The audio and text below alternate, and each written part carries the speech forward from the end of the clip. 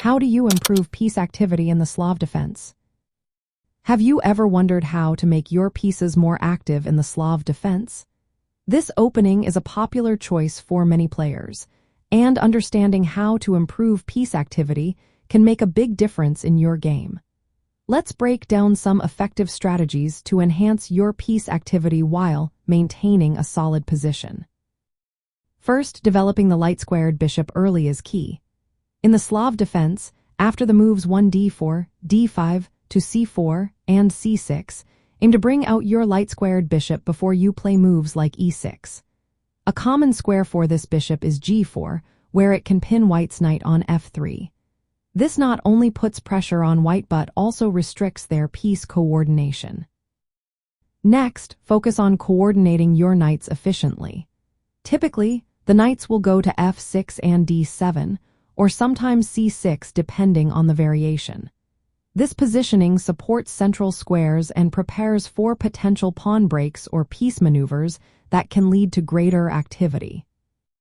Speaking of pawn breaks, using moves like b5 or e5 can really help open up lines for your pieces.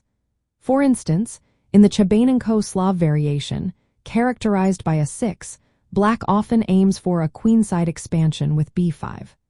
This move can activate your queenside pieces and create counterplay against white.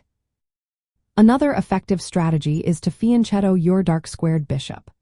When white closes the center with c5, consider developing your dark-squared bishop to g7 with moves like g6 and bg7.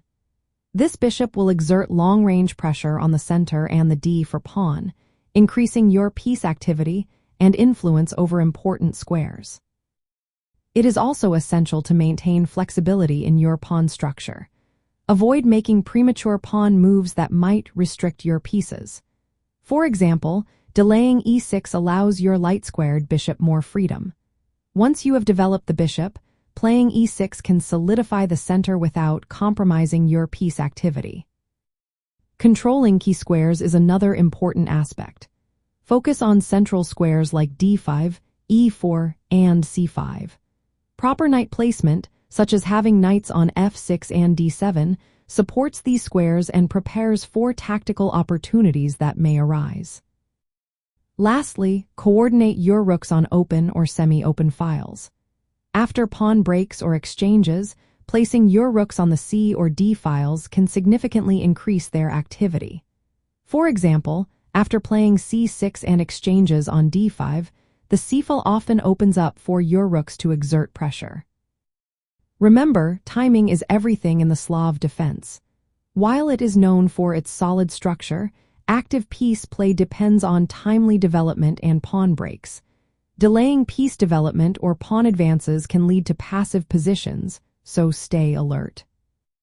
To sum it up, improving piece activity in the Slav Defense involves developing your light-squared bishop early, coordinating your knights effectively, using pawn breaks to open lines, fianchettoing your dark-squared bishop, maintaining a flexible pawn structure, controlling key squares, and placing your rooks on active files.